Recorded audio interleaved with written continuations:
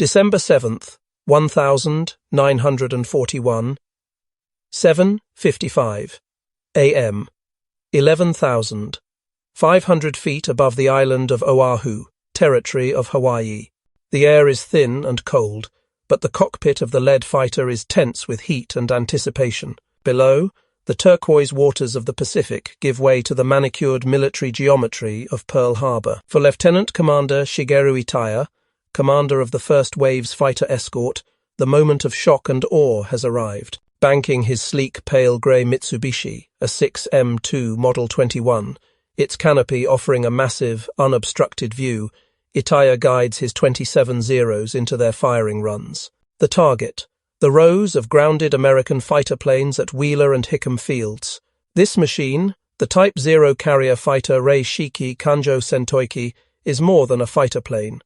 It is a declaration of unforeseen Japanese technological superiority. The American defenders, caught completely by surprise, managed to scramble a handful of obsolete machines, mainly the P-36 and the P-40 Warhawk. But when they try to engage, they are met with a dizzying display of aerial dynamics. Imagine you are one of those American pilots, Major George S. Welch, pulling your P-40 into a defensive turn. The enemy fighter, the Zero, seems to float around your wingtip, effortlessly tightening its radius. Your own aircraft, built for ruggedness and high-speed diving, wallows in comparison. You pull the stick back until your vision greys out, but the Zero simply cuts the corner inside your turn, its massive ailerons and lightweight frame allowing it to execute maneuvers that feel physically impossible to you. Then, a quick flash, a concentrated burst from its powerful 220mm Type 99 cannon and two 7mm Type 97 machine guns. The effect is immediate and devastating. The 20mm shell, packing explosive power, tears through your metal skin like paper. The performance here is not just an advantage, it is a profound tactical shock. The Zero is achieving an effective combat radius of over 1,600 miles thanks to its internal and drop tanks, allowing it to accompany bombers deep into enemy territory, a feat unheard of for a carrier-based fighter at the time. Its light weight, achieved through a proprietary aluminum alloy known as extra super duralumin, grants it a low wing loading and an astonishing rate of climb. The legend of the Zero, or Zeke as the Allies would later codename it, was cemented on this brutal morning. It was invincible, untouchable, and able to outturn anything. For the next 2 years, in the skies over the Philippines, Malaya, and the Coral Sea, the Zero would enforce this myth with chilling efficiency. American pilots quickly learned the brutal, life-saving maxim, never, under any circumstances, dogfight a Zero. This initial, crushing dominance, however, masked the fundamental, fatal flaw in the Zero's very existence, a flaw born not of incompetence, but of the most extreme engineering demands imaginable. To understand the Zero's fatal weakness, one must first appreciate the near-impossible demands placed upon its designer, Jiro Horikoshi, by the Imperial Japanese Navy, IJN. In 1937, the IJN issued its 12-Shi specification, a decree for a next-generation carrier-borne fighter. Their requirements were staggering, born out of the necessity of Japan's ambitious and geographically vast strategic vision. The fighter must have a speed of at least 270 knots, 310 miles per hour, climb to 9,800 feet in under 3 minutes, and, most critically, possess a ferry range of over 1,600 nautical miles, while carrying 2 drop tanks. These specifications were considered unachievable by many contemporary aviation experts. Horikoshi's greatest challenge was the engine. Unlike American and British aircraft manufacturers, who had access to increasingly powerful heavy radial engines capable of generating 1,500 to 2,000 horsepower, the Japanese available engine technology was limited. The most reliable option was the Mitsubishi Sakai 12 radial engine, which delivered only about 940 horsepower. To meet the demanding speed and range metrics with less than 1,000 horsepower, Horikoshi had only one avenue: radical weight reduction. Every single design choice became an extreme exercise in mass sacrifice. To keep the wing loading incredibly low, the key to its legendary turning capability, Horikoshi utilized a secret, proprietary aluminum alloy known as 7075 Super Duralumin. This material provided high strength, but the airframe itself was built with minimal internal structural redundancy. The design prioritized large, elegant, and efficient elliptical wings, incorporating enormous internal fuel storage, the core of its range advantage. This relentless pursuit of lightness meant the Zero, when compared to the American Grumman Wildcat, weighed nearly a ton less. This weight disparity was the secret sauce. The low power combined with the low weight resulted in an extraordinary power-to-weight ratio in the initial stages of a dogfight. This allowed the Zero to accelerate, climb, and turn with astonishing efficacy. The Japanese tactical doctrine of the time relied on highly skilled, veteran pilots utilizing this agility to its maximum.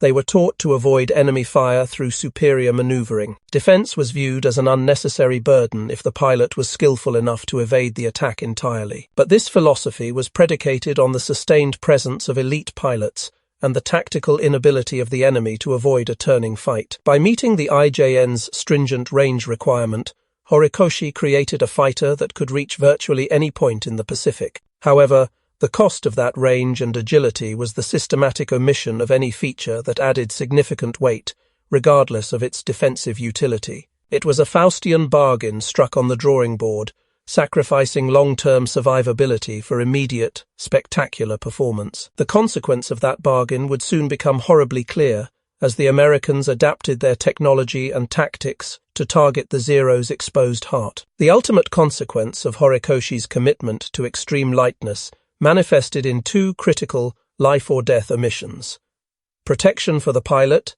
and protection for the fuel. These absences were not oversight. They were deliberate, mandated sacrifices necessary to achieve the performance requirements set by the IJN. First, consider the pilot protection. When a pilot of a Grumman Wildcat or a British Spitfire sat down, they were buffered by a thick sheet of steel armor plating behind their seat, typically 8 to 12 millimeters thick, designed to shield them from incoming fire from the rear. The Zero pilot, by contrast, sat on a simple, thin, aluminum pan. There was no protective steel plate for the pilot's back or head, and the canopy glass was not bullet-resistant. The philosophy was simple. A fast, agile fighter should never allow an enemy to get on its tail long enough to shoot. But reality, especially under the stress of combat and against multiple opponents, rarely adheres to philosophical ideals. Any pilot who failed to execute a perfect maneuver or who was caught by surprise often fell victim to a single well-aimed burst that ended the fight instantly. Second, and perhaps more damningly, was the complete absence of self-sealing fuel tanks. To attain its incredible range, a key strategic asset, the Zero carried massive amounts of fuel, both in large integral tanks within the wings and in the fuselage. In American and British fighters, these tanks were lined with a layer of rubber or synthetic material that would swell and seal small punctures made by bullets, preventing fuel leakage and subsequent catastrophic ignition. The Zero's tanks had no such protection. An incendiary round, even the small 7 mm tracers, or a direct hit from the American 50 caliber machine gun could easily rupture the unsealed tank. Fuel would instantly spray into the airframe, often atomizing into a highly volatile vapor. When combined with the high-octane aviation fuel and a steady stream of tracer rounds, the result was almost instantaneous combustion. This design flaw gave the Zero its chilling reputation and earned it the dark Allied nickname, the Zippo, or one-shot wonder. Pilots quickly learned that a Zero, once hit, often exploded or was consumed by fire with alarming speed. A successful attack on a Zero was frequently fatal, turning the aircraft from a majestic flying machine into a fiery grave. In the early stages of the war, this weakness was obscured by two factors: the overwhelming surprise of the Japanese attack and the high quality of the initial crop of Japanese naval aviators. These veteran pilots were capable of exploiting the Zero's maneuverability to such an extent that they were rarely hit. But as the war progressed, the unforgiving nature of combat and the attrition of battles like Midway would thin these ranks, replacing them with less experienced flyers. and as their skill advantage evaporated, the fundamental fragility of Jiro Horikoshi's design, that necessary bargain with death, became the terrifying, inescapable reality for every Zero pilot who climbed into the cockpit. The American solution to this fragile, yet agile, enemy was already being developed, not just in factories, but in the brutal crucible of Pacific air combat doctrine. The year 1942 marked the critical, strategic and tactical turning point of the Zero's dominance. The Battle of Midway in June saw the devastating loss of 4 Japanese aircraft carriers and the bulk of the IJN's finest air groups. While the tactical capabilities of the Zero remained untouched, the battle fatally accelerated the attrition of Japan's most valuable asset, its veteran pilots. Unlike the United States, Japan lacked the comprehensive high-volume training infrastructure to rapidly replace these skilled airmen. Every Zero shot down at Midway, or later over Guadalcanal, represented a loss of skill and experience that Japan could not recover. However, the greatest tactical advantage the Allies gained that year did not come from a victory in battle, but from a simple, tragic accident. On the 10th of July 1942, a Zero Model 21 piloted by Petty Officer Tadayoshi Koga was shot down during a raid on Dutch Harbour in the Aleutian Islands. Koga attempted a crash landing on Outturned Island, but flipped the aircraft, killing himself. Critically, the Zero was recovered by US naval intelligence remarkably intact. This was the Outturned Zero. The detailed study of this captured aircraft was a profound revelation. American engineers and test pilots, like the famous Lieutenant C. MDR, John Thatch, could now definitively confirm the long-suspected weaknesses. They confirmed the near-total absence of armor and the non-existent self-sealing fuel tanks. They measured its turning radius and climb rate. Crucially, they discovered that while the Zero was peerless below 200 miles per hour, its lightweight construction and carburetor limitations meant it struggled at high speeds, particularly in a steep dive, where the controls often stiffened or locked up. Lever in the steer the TP. This intelligence cemented the tactical doctrine that had begun to emerge in the desperate fighting over Guadalcanal, the boom and zoom, devised by pilots like Lieutenant Cole, John Smith and the legendary Pappy Boyington. This technique leveraged the strengths of the American fighters, particularly the rugged Grumman F-4F Wildcat, which had been initially hampered by the Zero's agility. The Wildcat was slower than the Zero, but possessed a powerful engine, a heavy, resilient airframe, and 6 formidable 50-caliber machine guns. The new doctrine dictated, always maintain an altitude advantage, potential energy, dive from above, boom, make a single high-speed firing pass without slowing down, and use the acquired speed to climb back to altitude, zoom, never engaging in a sustained turning fight. The goal was to initiate combat, inflict damage, and disengage vertically before the Zero could bring its superior agility into play. If the Zero pursued the dive, the Wildcat could safely continue, while the Zero risked structural failure or engine stall during the high-G pull-up. This shift in doctrine transformed the Wildcat, an aircraft that was initially considered inferior, into a lethal counter to the Zero. The Zero, built to be an elite duelist, was ill-equipped to handle the fast, brutal hit-and-run tactics of the energy fighters. The myth of the invincible Zero was shattered not by a single superior fighter, but by the intellectual adaptation of its opponents. The stage was now set for the arrival of the next generation of American aircraft, which would combine the lessons learned in the field with sheer, overwhelming power. The tactical adaptation of the boom and zoom bought the Allies valuable time, but by mid-1943, the US industrial machine began fielding fighters that incorporated all the hard-won lessons of the early Pacific War. The arrival of the Grumman F-6F Hellcat and the Vought F-4U Corsair fundamentally signaled the end of the Zero's effective combat career. These aircraft were designed explicitly to survive the Zero's cannons and use their massive engine power to dominate the vertical fight.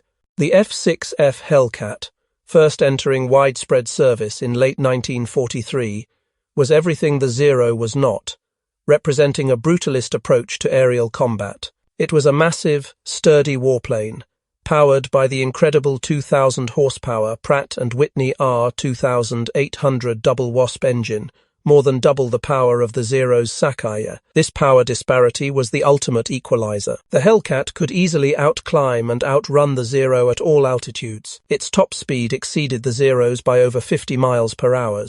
Crucially, it could dive at speeds that would literally tear the wings off a Zero.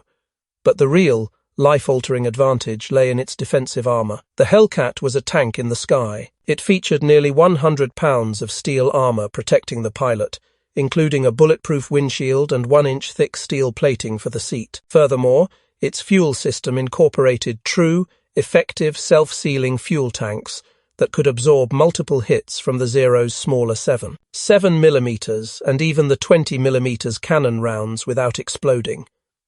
Against the Hellcat, the Zero's defining advantage, its devastating punch from the 20mm cannon, was significantly neutralized.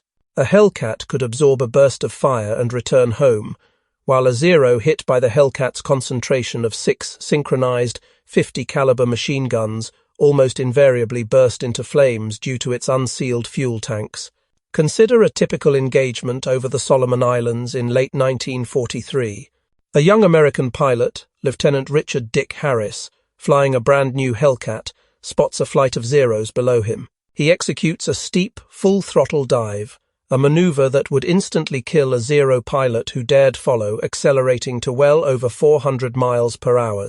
The Zero pilot, likely a young, inexperienced replacement, attempts a high G-turn. Harris fires a quick, heavy burst. The sheer volume of fire from the 6.50 calibers creates a dense cone of hot lead. Even if the Zero attempts an evasive turn, its fragility betrays it. A few rounds penetrate, strike the wing tanks, and the Zero is instantly engulfed in the dreaded yellow-orange fire, spiraling down as the Zippo legend is tragically reinforced. Faced with this overwhelming technological and tactical superiority, the Zero was forced into a series of increasingly heavy and slower variants, the A6M5 and A6M7, which attempted to integrate rudimentary armor and thicker wing skins. But every ounce of weight added reduced the very maneuverability that was the fighter's soul, transforming it from a graceful, world-beating aerial samurai into a slow, vulnerable target. By late 1944, the Zero's fate was sealed. It was no longer a threat. It was a sacrifice. By the end of 1944, the Mitsubishi A6M0, the undisputed king of the Pacific skies in 1941, had been utterly relegated. The technological gap was now so vast, with the introduction of even faster, higher-performing aircraft like the North American P-51 Mustang in long-range escort roles, that the Zero was functionally obsolete as a frontline fighter. Its low power, slow speed, poor diving characteristics, and total lack of protection made it less a combat aircraft and more a grim tool of desperation. The final and most tragic chapter of the Zero's story is its use in the Tokkotai, or kamikaze attacks. The IJN, realizing that the Zero could no longer effectively intercept American aircraft or even successfully defend its diminishing land bases, began utilizing the aging but still numerous Zeros for suicide missions. The very qualities that had defined its brilliance, its excellent range and stable airframe, made it an ideal, if tragic, platform for these one-way missions. The pilots were often young, fresh recruits with minimal training, directed to fly their fragile aircraft, now essentially repurposed as flying bombs laden with explosives, into the decks of American warships. The contrast between the Zero's inception and its final use is stark. It was born of a philosophy that prized the elite pilot's skill and survival through evasion. Yet it ended its career as a disposable missile, reflecting Japan's total abandonment of the principles of aerial combat in favor of fanaticism. The Zero Model 52, which saw significant action during the defense of the Philippines and the homeland, was a desperate attempt to catch up. It was slightly faster than the earlier models, reaching approximately 350 miles per hour. But this was still hopelessly slow compared to the 400-plus mile speeds of the Hellcat and Corsair. Furthermore, these later Zeros were heavier and suffered from reduced maneuverability compared to the original, pure A6M2. They were the physical embodiment of the design's ultimate failure to evolve successfully while remaining shackled to the original power limitations of the Sakai engine. The Zero's story is a profound lesson in the dynamism of wartime technology and doctrine. It achieved strategic dominance through radical engineering, pushing the limits of lightness and range, but its success contained the seeds of its destruction. The very features that ensured its early invincibility, the absence of armor and self-sealing tanks, became the target of Allied tactics and the catalyst for superior Allied design. The Zero was defeated not just by better planes, but by a better understanding of energy and defensive integrity. It remains one of the most iconic aircraft in history, forever remembered as the fighter that could outturn everything, but tragically couldn't take a hit.